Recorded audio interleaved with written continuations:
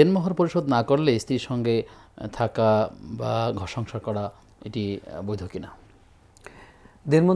দেনমোহর পরিশোধ করা তো ফরজ। ওয়াতুন নিসা সাদাকাতিহিন্না নিহলা, তাদেরকে দেনমোহর দিতেই হবে। এখন দেনমোহর তো একজনের পাওনা। এখন পাওনা যদি কেউ বিলম্বে গ্রহণ করে যে আমি আপনার থেকে 10,000 টাকা পাই, আপনার আগামীকালকে দেওয়ার কথা, না দিয়ে আপনি 1 মাস পরে দিলেন, 2 বছর পরে দিলেন, 3 বছর পরে দিলেন, এটি তো যতক্ষণ স্ত্রী পর্যন্ত থেকে না স্বামী দিচ্ছেন, প্রয়োজনে সময় নিতে পারে। হ্যাঁ, যতক্ষণ না দিচ্ছেন ততক্ষণ আমি আপনার কাছে পাওনা আছি। আর এই অবস্থায় যদি মারা যান তাহলে আপনি আমার কাছে ঋণী হিসেবে মারা গেলেন। এখন এটা তার পাওনা, যদি কেউ এটা না দেয় তাহলে না দিলে সেটা তাকে দিতে হবে। তাকে দেবেন যখন, তখন দায়মুক্ত হবেন, তার আগে দায়মুক্ত হবেন না। কিন্তু যদি না দেয়, এটা তো নির্ধারণ করা হয়েছে, নির্ধারণ করা ছাড়া তো বিবাহ হবে না।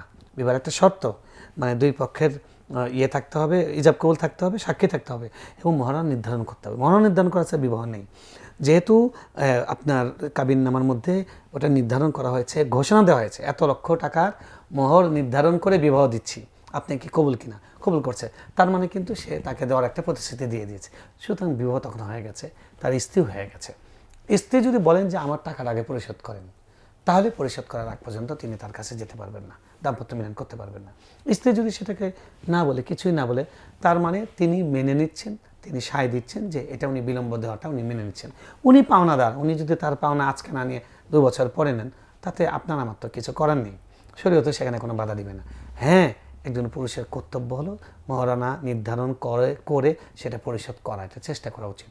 না হলে কিছু দিয়ে তার কাছ থেকে সময় নেওয়া, স্ত্রীর কাছে স্পষ্ট বলে নেওয়া উচিত যে আমি আপনার এই টাকাটা অবশ্যই পরিশোধ করবো ইনশাআল্লাহ, আমাকে একটু সময় দিতে হবে। 2 বছর চলে গেছে, এই মহারণা দেওয়াটা ফরজ এবং আদায় করাটা যত দ্রুত পারা যায়। না পারলে তিনি সময় নেবেন, তবে কখনোই টালবাহানা করার সুযোগ নেই, অস্বীকার করা যাবে না। অস্বীকার করলে উনি ঋণকে অস্বীকারী, জালেম। আল্লাহ তাআলা আমাদেরকে রহম করুন।